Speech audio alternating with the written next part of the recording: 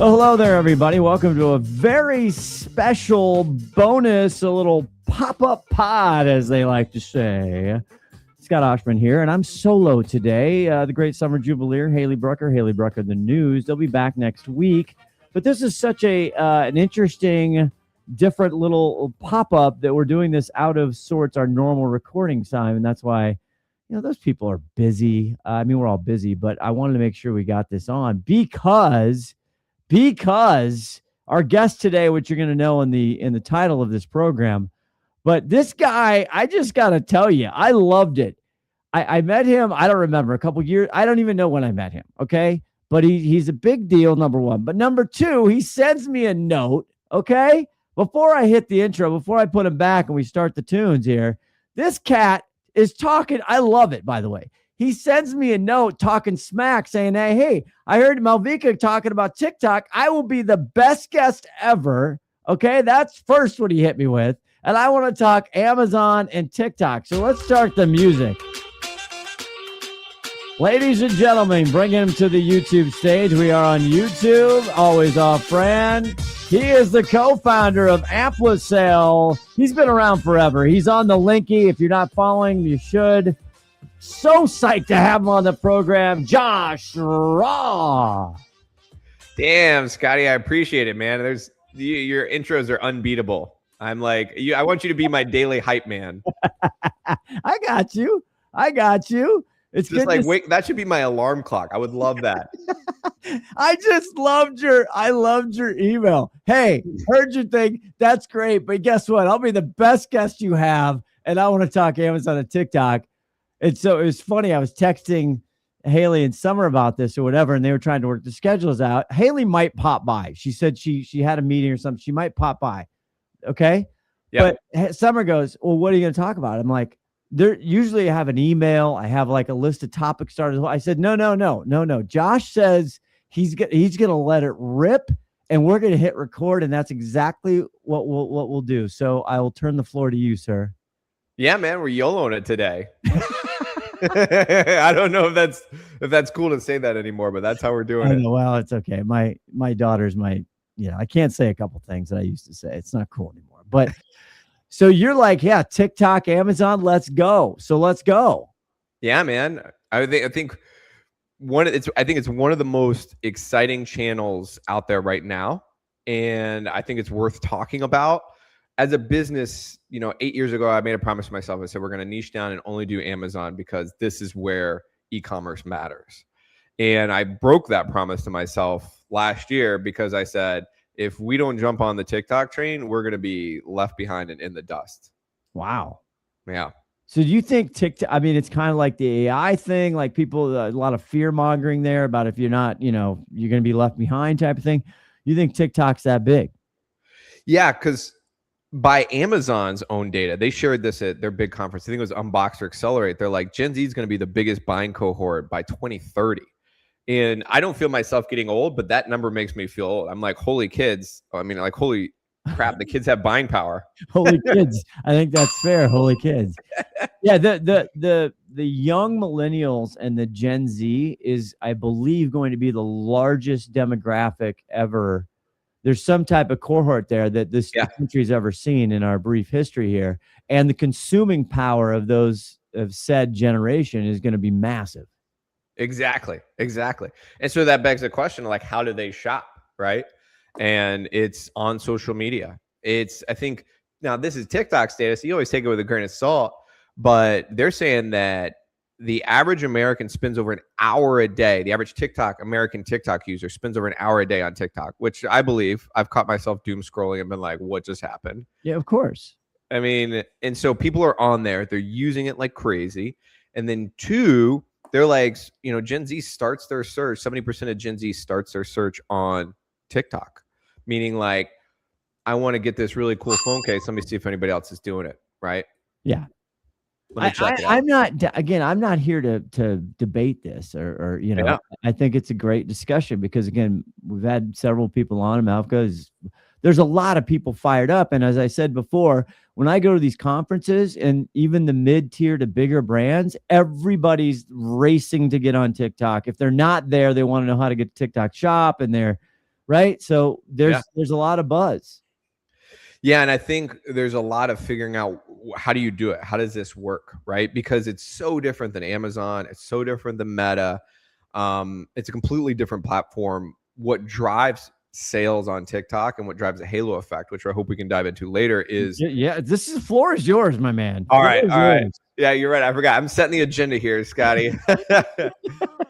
But where was I going with that? Oh, so it's different than Amazon. So it's like Amazon, nowadays it's really driven by your on-platform ad dollars, right? Amazon PPC, and by your off-platform ad dollars. Are you demand genning on Meta, social, etc.?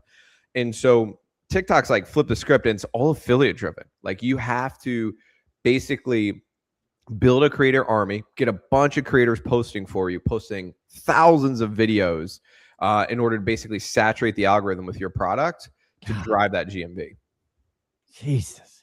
But now what about the other side of it? Marketplace Pulse comes up and they're trying to track this, right? Because they see there's the old saying, correlation isn't causation, but I'm telling you, we know that causation is discover on TikTok, buy on Amazon. We know that's there, right? Yes, agreed. Okay. But I should say, yep. Then dispel my other, again, I raised my hand. I'm part of the problem here, Josh. It's like, I was lovingly calling it TikTok schlock because it was really low ASP, low AOV, low retail, heavily beauty product. Yep. And they did, again, I'm not discarding it. They did $8 billion or something. It's not like I'm raising my eyebrows at it, but I was just like, God, is that really a channel that you can drive premium product in? Is it a true marketplace? And then Marketplace Pulse comes out and it has the same problem that everyone has, and there's 8 to 10% doing all the volume of the sellers. So what do you say to that, Josh? Yeah. Hey, I like it. I expected. I want to come on here and be challenged. I think that's a great question. Like you said, I read the same article, and they're like, basically, it feels almost like a winner take all, right? Like, but I could argue again. I'm going to argue against myself in that article. Yeah. You can say that about every marketplace, about every online, it's the 80-20 rules everywhere, right? You can say that about Amazon. So let's not get caught up in that. Yeah. And I think part of the reason why we see that is that everybody else is kind of scrambling to figure it out and to scale up. Like there's a huge first mover advantage. Like everybody that launched like last year had just a huge advantage because back then the brands were incentivizing, or the TikTok was incentivizing the brands like crazy, giving huge discounts, the promos, etc. So if you launched, you basically, they were throwing money at you, right? Yep. And so they got a big head start building out these affiliates and creator communities and the systems behind them. And so, yeah, of course, it's going to look like they're crushing it because now, they're crushing it, but now you've got all the brands of, like you said, we're going to conferences talking to, key leadership, and they're figured it out. And they're like, yeah, let's do TikTok. Now these brands are flooding the market. There's going to be like that small subset that jumped early and is taking the big lion's share of it. I guarantee you all these brands that come in are going to figure it out, be successful, and, sort of lead into that premium product market. Like some of our clients sell like $80, $100 products on TikTok, and they fly off the shelves. It's pretty wild. Like people will buy anything if the value prop is compelling enough. Yes. Is it a discount driven platform? Is that fair or is that unfair? I would say it's so different than anything else I've ever seen, right? Like why? Tell me why. Yeah. Tell me why. It's like I'm trying to think of the word for it, but basically it's really noisy to me, right? And to my eyes, I'm just like, oh, there's too much shit going on. It's like all these sales, lives, discounts, like things blowing up, like pop-ups.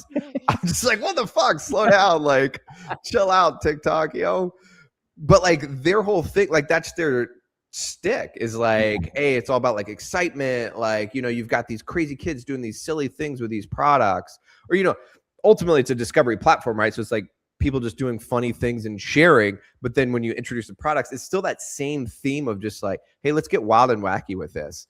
And I think that's kind of, and TikTok has embraced that. It doesn't feel sort of like stodgy, almost like Amazon does, where it's like, hey, we'll help you find the product that you want or are looking for, and we'll help you buy it in the easiest way possible. Yeah. But you're not going to be entertained.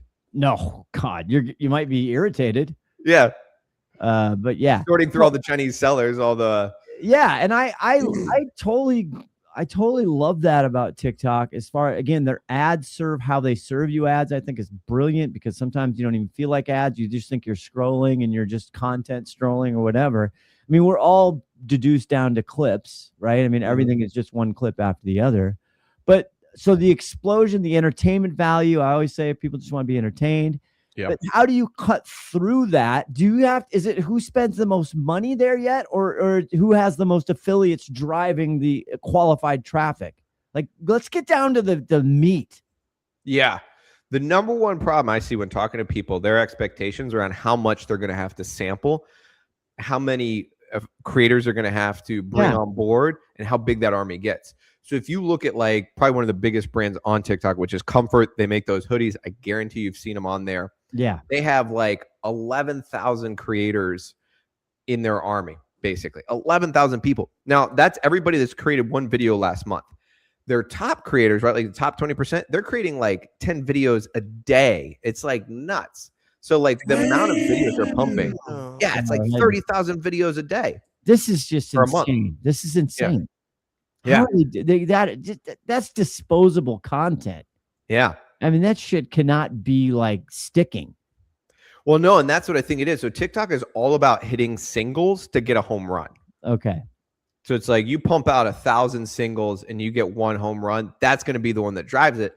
But it's like, you know, you're not going to get that home run if you're not up there hitting singles. And but do your clients, and I'm just trying to eke out the kind of, you know, do they have the patience? Do they have the stomach for this?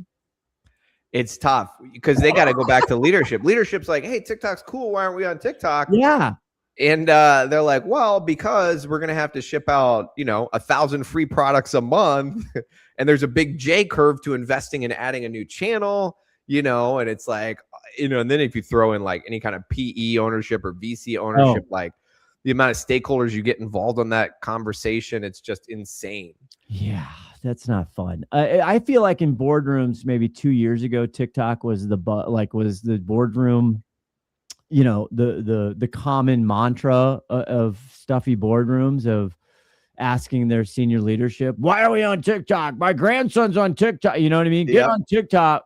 Now it's AI because they don't know what else to say. But so I think it's making its way. But are there people doing, so if I've got even a mid, I'm not even going to say premium hard goods product. I mean, show me some love in here, Josh. I mean, why would I want to? I don't have enough money. My CPCs are through the roof on Amazon. As we're recording this a week before Prime Day, they're even like my ad. It's not fun to look at right now. But why would I want to do this? Why? Yeah. So I think the deciding factor, there's two deciding factors for TikTok. One is the halo effect. The revenue that it drives off TikTok to your Amazon and your D2C is significant and measurable. And two is your LTV, right? So if we can get the CAC LTV to match up, and if we track that halo effect, suddenly TikTok ROI goes through the roof. Okay, so now you're talking numbers, which I like, because right now a lot of our clients at the Mighty Quickfire, the same thing, right? They're small early brands that don't have big distribution, right? We can't go drive branded traffic for them on Amazon specifically, right? And same thing on Google and Meta and all this stuff. So, however, we're looking at a cost structure, a cost benefit. How can they get more organic or drive more traffic? So now you're talking my language. If I can go produce and get some juice going, if I can get some relevance, get some traction on a lower cost platform that's going to drive it into transactions on my D2C and on Amazon, and release some of the pressure of the spend on Amazon, okay, I'm interested. Does that make sense? I feel like I just confused myself. No, you're spot on. So there's this marketing data agency called House, Haus, and they did this big incrementality study and halo effect study for TikTok. And what they found across their brands that they tested was for every dollar that in sales on TikTok, it was driving an extra 34 cents to Amazon and 57 cents in store. Now, if you say that's crazy, I've seen 20% lifts on Amazon in addition to that, right? I've seen 30, 40, even sometimes 50% lifts on D2C. Now, we don't do in store here, but I've had the leadership come back and tell me, be like, hey, we are actually seeing a lift on same store sales, which is mind blowing. They're like, dude, this SKU is taking off now that we're on TikTok. So that's correlation, but it's pretty strong when nothing else changes. No, I always say attribution is bullshit, but there's one thing that has cut through that. We know this. This has been documented. You know you're going to get lift if you go crazy. And I don't know what's the benchmark of going crazy on TikTok these days? How many views do you have to go to get TikTok? Yeah, it's interesting. Like obviously you'll have like $1 million view videos, right? And I would consider that like a hyper viral moment. What's pumping GMV like views or videos with like 15,000 views, 25,000, 50,000, like in there, those make real money. So how do you do the TikTok part of it? Like how does you've now ingested this into your firm? Yeah. How do you do it? Like, how does it work? What do people pay you to do? Yeah. I think the key thing that they're paying us to do is execute and know what's going on the TikTok channel, right? And modify to drive results. What we do essentially is we're picking out your hero products with you. We're setting up the sampling. We're building the creator community. And that's like the secret sauce / something that is the most key thing.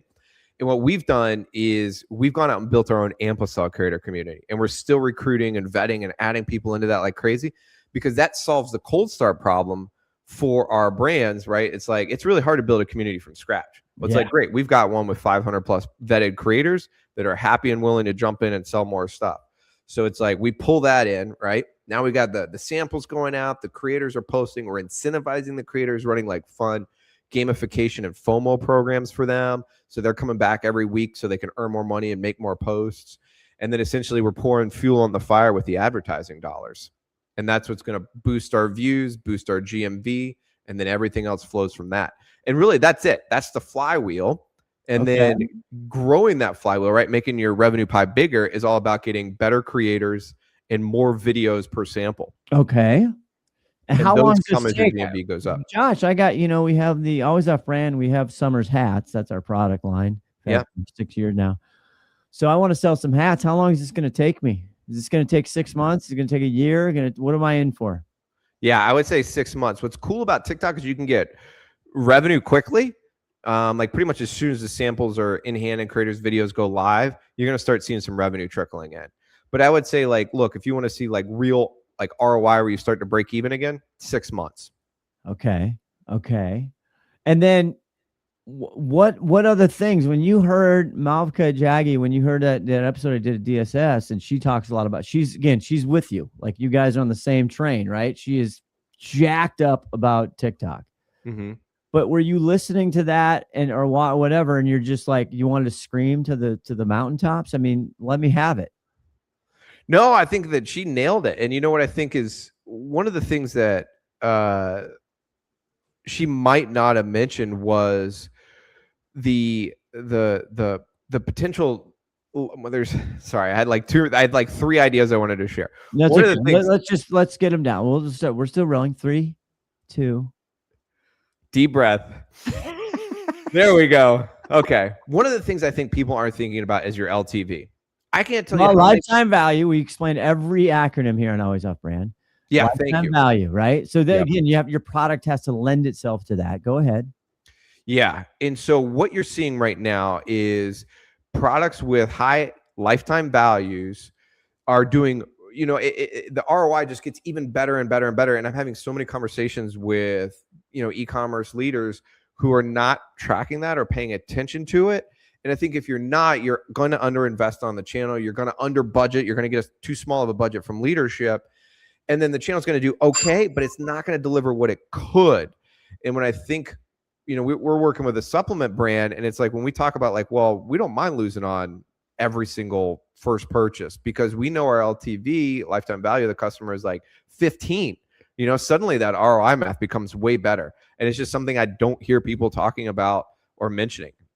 Well, I mean, this isn't new, but True. because of the cost, because of the competition and all these events and all these platforms, the customer acquisition cost is insane, right? So everyone's frustrated frustrated. I really like how the English say Frustrated. Frustrated, isn't it? That got like a little bit Australian, I think. I might. The cost per acquisition, that is just continuing to just frustrate and piss off financial leaders because it's costing more and more. But on Meta, right? They've put us so far into these AI algorithms or Advantage Plus programs, and Google's doing that with PMax, and they're getting smarter. But the frustration is, Jesus Christ, I'm only selling if my average order value is $50, yet it's costing me $56 to get a new customer. And it's taking 5 months. That math is getting really hard. So can TikTok, I mean, can it alleviate some of that or supplement it? Yeah, yes and no. If you count the halo effect in there, starts to look a lot better, right? Okay. But it's still expensive. It's still expensive. There's no cheap customer out there. You know, to be honest. I'm going to ask you a general question and a disclaimer. This ranges drastically from product category to all kinds of stuff. But what's a I don't know, what range of a cost per click? What is a CPC on TikTok advertising for you? Oh my goodness. I mean, are we talking 20 cents? Just give me something. Like, is it $4? Is it, I mean, we have some you're in the supplements at Amazon. I just saw one today, $25 CPC. Yeah. And it's tough.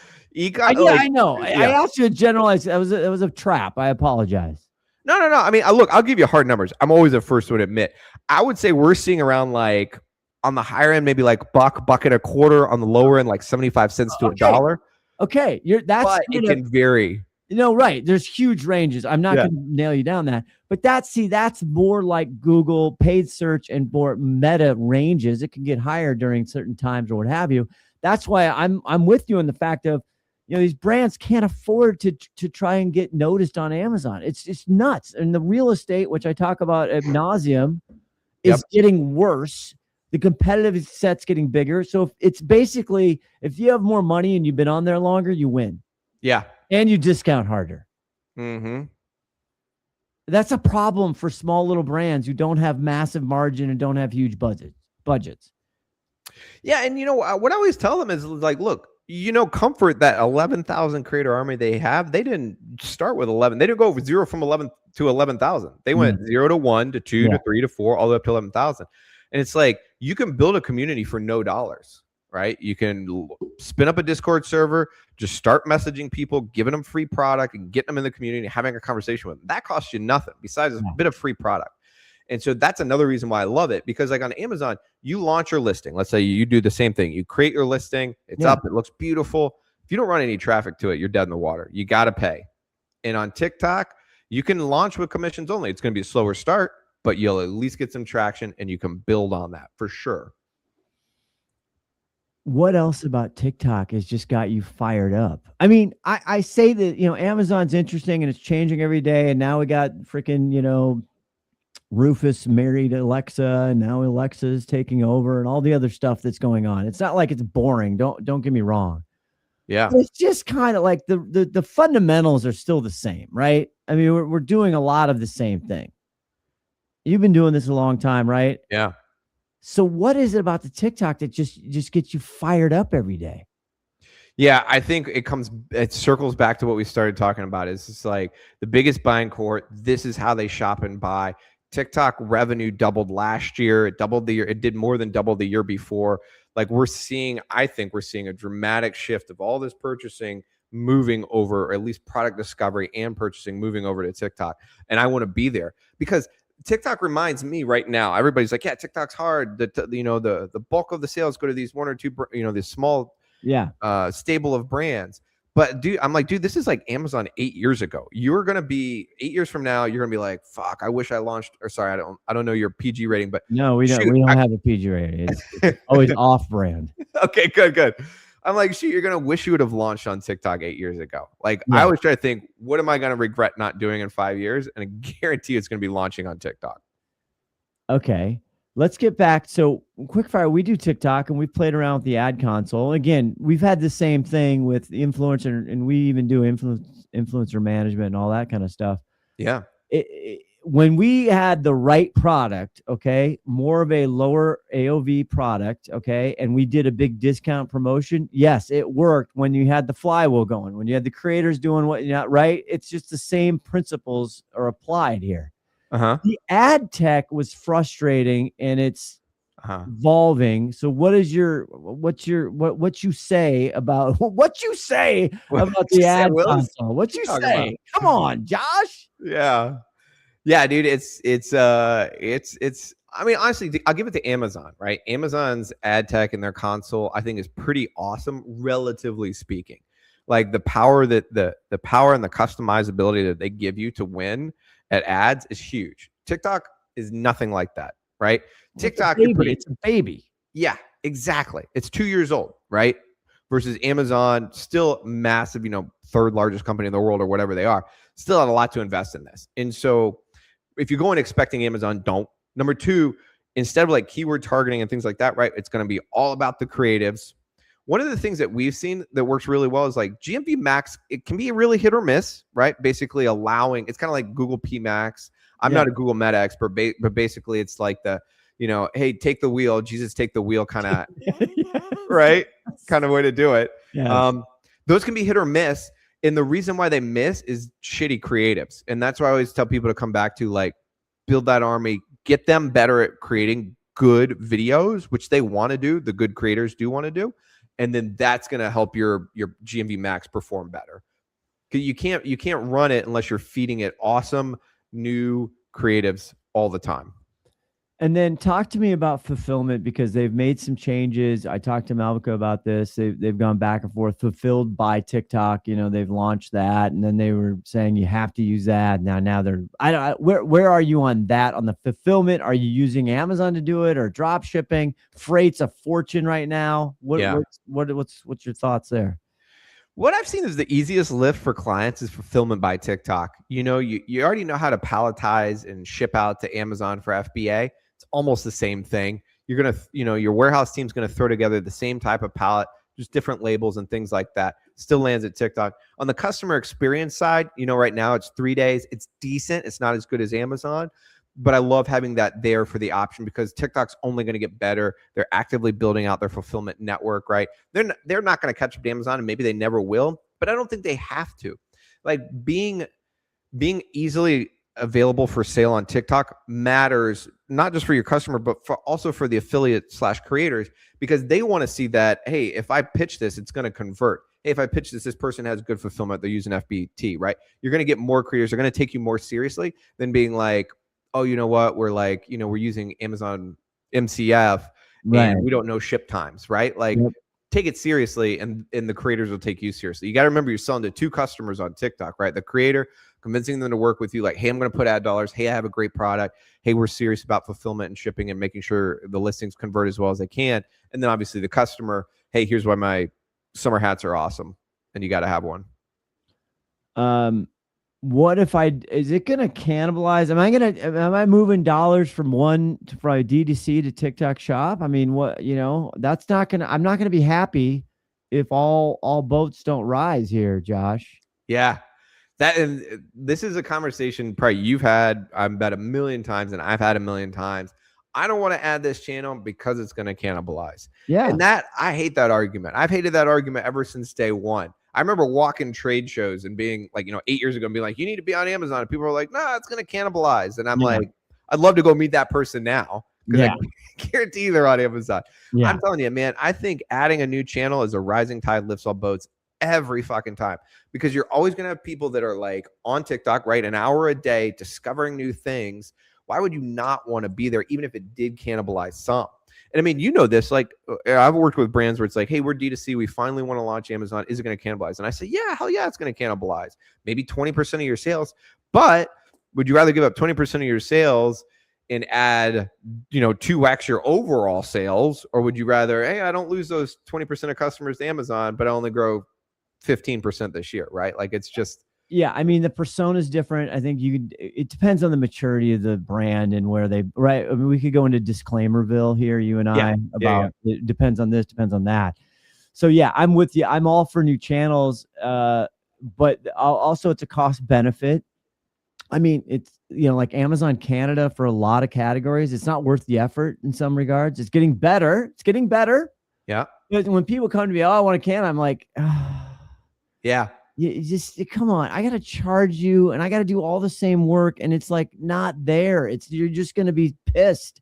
Yep. You know what I'm saying? So I think it's just leveling the expectation like we try to do to keep people happy. But yeah, I'm with you as far as I think it's different personas. I think there's different markets. We're complex humans. I don't think it's just like with the old days when I sold retail and people got caught up. I don't want to be in that retailer. Why? The person just wants to go in the store and have your product and get just a good deal and a good value and be done. Yeah. Right? Yeah. And if I'm in TikTok and I find something I want and it's available and I can just buy it and send it and it's super easy and there's friction, I don't want to get out of that and then go to Amazon, then go to here, then go to there. I don't want to do it. Yeah. You nailed it, man. I mean, make it easy for your customer, right? Wherever they are. Look at me. Like as an agency, I'm not like, I'm not going to go on Scotty's podcast. I already did this other podcast. Like, no, I'm going to talk to every single person I can and be like, come work with me. Why wouldn't I? Well, I loved your confidence. I love the fact that you said you'll be the best guest ever. I mean, we have 350 episodes, so there's a lot of guests on here, but I really bit off more than I could chew. Huh? I think I saw Michael Jordan earlier, so I don't know if I did it. Exactly. No. So just let me get while I have you, this is fun because I like talking to people. What's your perspective? Let's get out of the TikTok thing. Yeah. What are you seeing in the market right now? I mean, I talked to a lot of agencies, a lot of agency owners. It's an up and down. There's some great stuff happening. There's some challenging things happening. What's your purview on the world today? And don't give me some dumb, glossy brochure Amplicel bullshit, Josh. Yeah. Give me what's really going on. All right. I'll set my brochure down. I'll go throw it in the trash. I had it all ready. No, I mean, I think it's a good question. And the no bullshit answer, right? Like I think what's going to eat what's going to eat your lunch if you don't figure it out and you're not ready for it is specifically on Amazon is how to show up in AI, because Amazon is signaling that search bar. And I tell people this, and I'm honestly sometimes surprised that they're surprised. But I'm like, dude, that search bar is going away. That thing is going to get Alta Vista'd. Like, like you're going to be talking to your kids one day and they're going to be like, what, there used to be a search bar? I mean, I didn't have a conversation with this AI bot about what I want to purchase. Like that's the future for sure. And Rufus or now Alexa for shopping is surfacing all kinds of weird shit. I shouldn't say weird, but like it's surfacing things that are way different than traditional rankings. And we know that it's pulling from like global internet data. So we used to have to play like the sort of like SEO game. Yeah. Keywords. Yeah. Yeah. That like your off-channel presence impacts your Amazon AI presence, which is something we've never seen before. So if you're not ready for that on Amazon, and I guarantee on TikTok eventually, and then on Google, right? And then obviously all the people just popping in GPT or Claude and being like, hey, I need a new neck pillow, right? Yeah. Give me the best one. Like if you're not figuring that shit out, you're going to be in big trouble. And I don't know, what, a year, 2 years? Like it's coming fast. We've had this conversation. I'm repeating myself. We because it's what every conversation we're having with ourselves, with clients, with brands. It's all the buzz, whatever. And I don't disagree with you because I don't think, regardless of whether the consumer wants it or not, they're going to shove it down our throats. Yeah. They're going to force us to use this shit, whether we want to or not. That's what I believe. So yes, the GEO, the generative, the answer engines, I'm with you. I've said this on every screen we interface. There's just going to be a conversation box there. It's going to be a question box and whatever the hell it is. Yep. On every screen. So that's the big thing. But how are brands doing? When I talk to CPG brands and go into those conferences, it's not great. Their margins are not in where they want them to be. Their traffic is not where. Amazon, as I say, is the new CVS, right? The non-perishables essentials, because people don't go to a convenience store anymore because it's a pain in the ass. Yep. They're growing market share. But where are we, Josh? Are these brands going to make it? Yeah, I think it's tough. You know, the 2025 tariffs, like, I just think was like pulling the e-brake on the market, man. It just 100%. Like, you know, don't even get me going. Yeah, I know. I'm like throwing back a year ago, but I think we're still feeling the follow-on effects from that, right? Because costs are going up, freight costs are going, and then you throw on the the straight, right? I'm going to bring up the straight. We're going to get political here. No, I mean, that's again, it is what it is. Yeah, oil's going through the roof, right? Which is going to drive freight through the roof, right? You're going to get pinched there.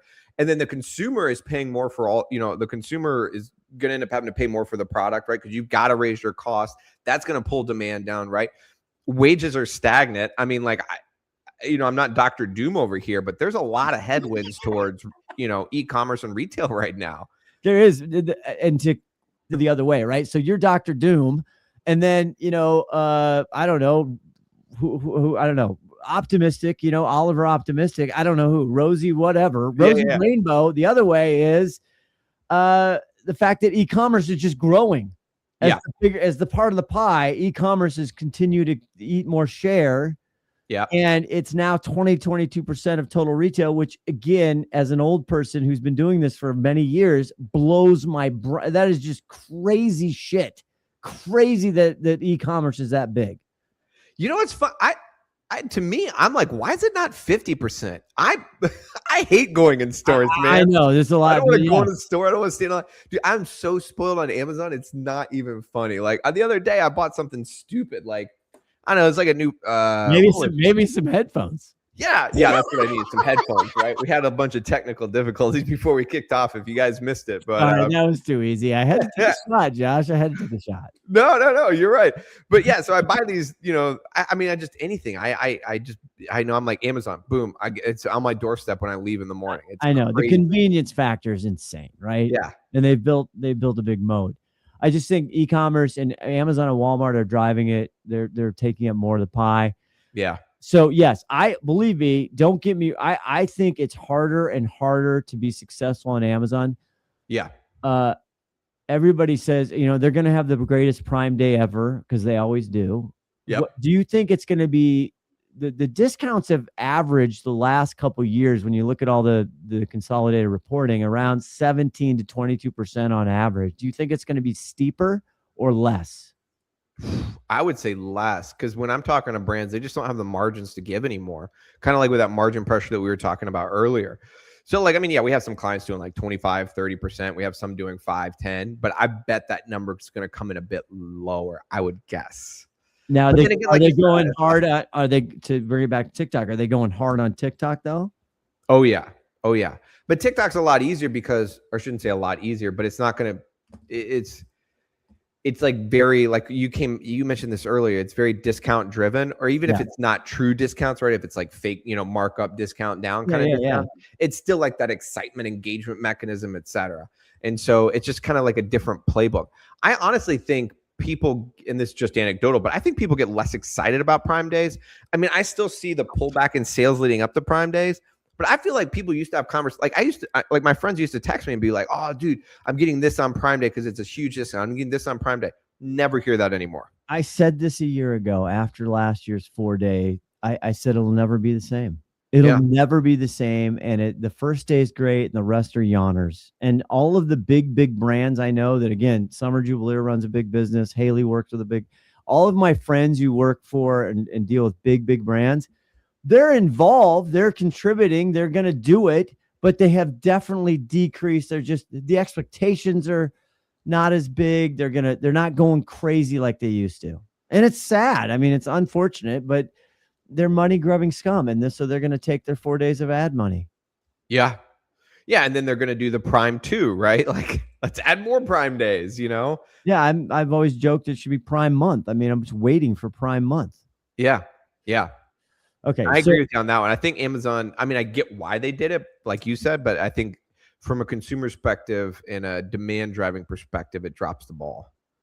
Okay. So TikTok, you're obviously very high on TikTok. Go look at that. Bullish. Bullish, very bullish. Bull.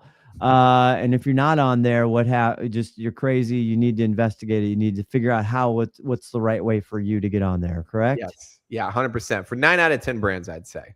Okay. Unless you're selling, I don't know, maybe somebody's figured out how to sell, cars on there or something really big. Oh, you actually you triggered a thought that I don't know the answer to this. Maybe you do.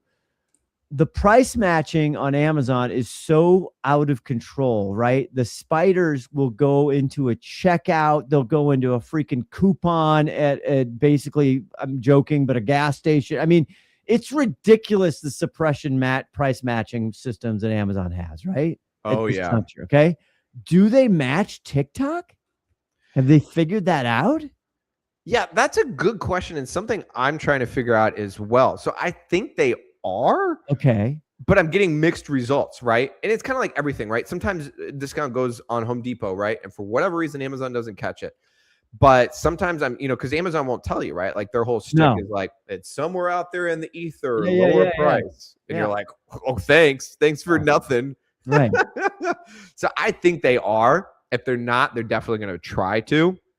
But what's interesting is they had that big pushback, not pushback, but they got sued into supposedly like dialing it back.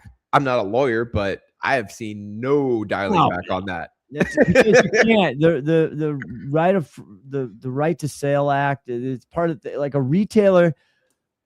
A manufacturer or any marketplace cannot determine another place what they're going to sell it for. This just, I don't know the legal terms, but anyway, you're never going to stop that. I just had a customer, I love her, and they don't have big distribution, but hey, we're getting price suppressed from eBay or something. And like, how we don't know who that person is. I'm like, yeah, good. I'm sorry to tell you this, but you're not going to solve that problem. No, we can't control that. No one cares. I'm sorry. I mean, that's just the blunt truth, is it not? Yeah. I mean, you could do like tricky things like trying different barcodes, bundling, things like that to trick it. But long run, at the end of the day, they're going to match who they want to match. And it's going to be, you have retail arbitragers out there buying crap from 17 years ago at TJ Maxx and offering them for their garage. I mean, this is just the world we live in. Yeah. I love it. I mean, I don't love it, but I kind of respect it. Everybody's got to hustle. I know. I'm like, you do you, boo. Yeah. Get out there. Get that $50 widget at a garage sale and sell it on Amazon. All right. Josh, tell everybody, where can they find you? How do they connect with you? I mean, I'm going to let the faithful 48. I don't know if you're the best guest ever. If you're up there, you're pretty good. I tried to bring some energy. That's not for me to decide, but how do people hang out with you? Yeah, I tell you what, if you want to come and tell me how shitty I was on the podcast, say, hey, Josh, you did not meet your goal. It's Josh at Amplacell.com. Yeah. His first name at Amplacell. Email me. Come find me on LinkedIn. I post on there a ton. Oh, my God, on the Linky. He's a big deal. You're a 15K-er, man. You're a big deal on the Linky. Golly, I hate LinkedIn. That's a different podcast, maybe. I hate it, but it's like I hate myself, but I got nothing else. Yeah. What else do I have? I got nothing. I'm with you, but I feel dirty writing posts on LinkedIn. You know why? Because it's like the content that I want to, like the information that I want to share with my audience, I think it's truly useful, and generally they do too. But I have to write it in this like super like salesy, like I got to do my hooks and all this stuff and like trigger these emotions and piss people off, to get views. And it's like, ugh. LinkedIn's, we should do a whole episode because it has evolved, it has changed, and as people give it as much crap as they do, which is warranted, it's a beast, man. It is a beast, and it's its own little thing. And remember, you know who owns it? Steve Hoffman, right? Or now Microsoft. Microsoft. That was one of their better buys. Yeah. Years ago. Yeah. Okay. You guys got to check him on the Linky. He posts stuff. It's smart. It makes sense. It's digestible. It's not some crazy 7,000 page documents. It's fun. Thanks for coming. Thanks for giving me a reason to call you up and have you on, man. I love your smack talk. Bring the smack talk. Yeah, man. I felt like you needed some of that smack talk energy on the on the pod. And dude, and thanks for having me on, man. Like, you have this awesome thing where you bring on these brilliant people who are sharing amazing ideas. Like, I love listening.